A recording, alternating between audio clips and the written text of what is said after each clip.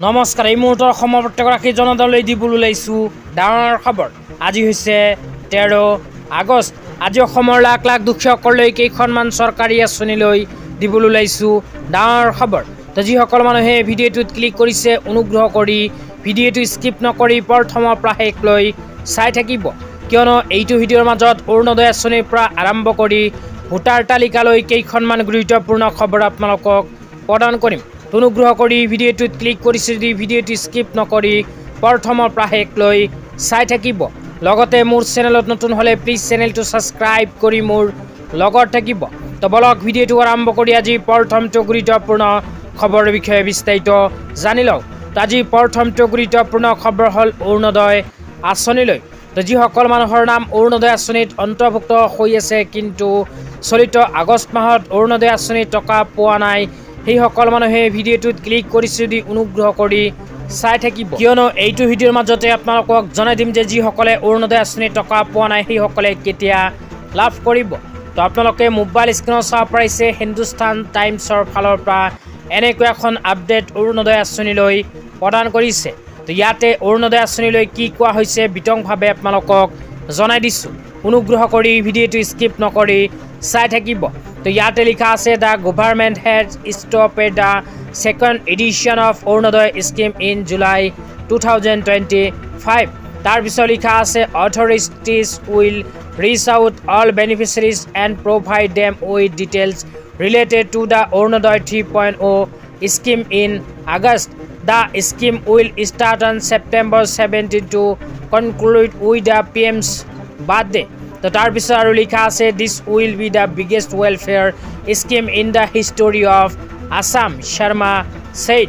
তো ইয়াতে কোৱা অনুযায়ী যিসকল মানুহৰ নাম আগৰ পৰা অৰুণোদয় আঁচনিত অন্তৰ্ভুক্ত হৈ আছিল, লগতে যিসকল মানুহে নতুনকৈ অৰুণোদয় আঁচনিত আবেদন কৰিছে সেইসকল মানুহক অসম চৰকাৰে অহা 17 ছেপ্টেম্বৰ তাৰিখে প্ৰদান কৰিব অৰুণোদয় 3.0 আঁচনি 1250কৈ টকা, কিয়নো অসম চৰকাৰে যিসকল মানুহৰ নাম আগৰ পৰা অৰুণোদয় আঁচনিত অন্তৰ্ভুক্ত হৈ আছিল সেইসকল মানুহক অৰুণোদয় 3.0 আঁচনিত আবেদন কৰিব কৈছিল। তো যিসকল মানুহৰ নাম আগৰ পৰাই অৰুণোদয় আঁচনিত অন্তৰ্ভুক্ত হৈ আছিল সেইসকল মানুহে অৰুণোদয় 3.0 আঁচনিত আবেদন কৰিছে। লগতে নতুনকৈ বহুত মানুহে অৰুণোদয় 3.0 আঁচনিত নিজৰ নাম অন্তৰ্ভুক্ত কৰাৰ কাৰণে আবেদন কৰিছে। তো সকলো মানুহকে অসম চৰকাৰে অহা 17 ছেপ্টেম্বৰত অৰুণোদয় 3.0 আঁচনিৰ জৰিয়তে 1250কৈ টকা প্ৰদান কৰিব। তো অহা 17 ছেপ্টেম্বৰ তাৰিখে মাননীয় প্ৰধানমন্ত্ৰী ডাঙৰীয়াৰ জন্মদিন, সেইদিনাখনে প্ৰদান কৰিব অৰুণোদয় আঁচনিৰ ধন। তেতিয়া আপোনালোকক দিবলৈ ওলাইছোঁ আজি দ্বিতীয়টো খুবেই গুৰুত্বপূৰ্ণ খবৰ। আজি দ্বিতীয়টো গুৰুত্বপূৰ্ণ খবৰ হ'ল ভোটাৰ তালিকালৈ। তো যিসকল মানুহৰ নাম ভোটাৰ তালিকাত অন্তৰ্ভুক্ত হৈ আছে সকলো মানুহে কৰিব লাগিব ভোটাৰ তালিকাৰ ভেৰিফিকেশ্যন। তো ভোটাৰ তালিকাৰ ভেৰিফিকেশ্যন কৰাৰ সময়ত এইবোৰ প্ৰমাণ পত্ৰ জমা দিব লাগিব। তো ইয়াতে 1 নম্বৰত কৈছে 1987 চনৰ জুলাই মাহৰ আগত জন্মগ্ৰহণ কৰা ভোটাৰ। তো যিসকল মানুহৰ জন্ম 1987 চনৰ পূৰ্বে হৈছিল সেইসকল মানুহে নিজৰ পৰিচয় প্ৰমাণ পত্ৰ জমা দিব লাগিব আৰু নিজৰ নামত থকা 2005 চনৰ ভোটাৰ তালিকা জমা দিব লাগিব। লগতে যিসকল মানুহৰ জন্ম 1987 চনৰ পৰা আৰম্ভ কৰি 2002 চনৰ ভিতৰত সেইসমূহ মানুহে এইবোৰ প্ৰমাণ পত্ৰ জমা দিব লাগিব। তো কি প্ৰমাণ পত্ৰ জমা দিব লাগিব আপোনালোকক জনাই দিছোঁ।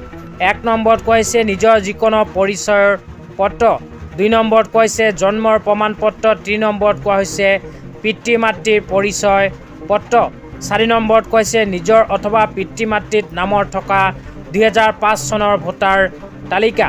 তাৰপিছত 3 নম্বৰত কৈছে 2002 চনৰ পিছত জন্মগ্ৰহণ কৰা সকলে এইবোৰ প্ৰমাণ পত্ৰ দিব লাগিব।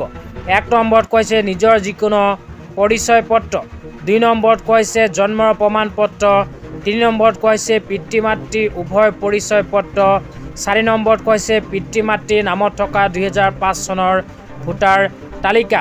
তো ভোটাৰ তালিকা ভেৰিফিকেশ্যন কৰাৰ সময়ত আপোনালোকে এইবোৰ প্ৰমাণ পত্ৰ জমা দিব লাগিব। তো আজি ইমানেই, ভিডিঅ'টো চাই কেনে পালে নিশ্চয়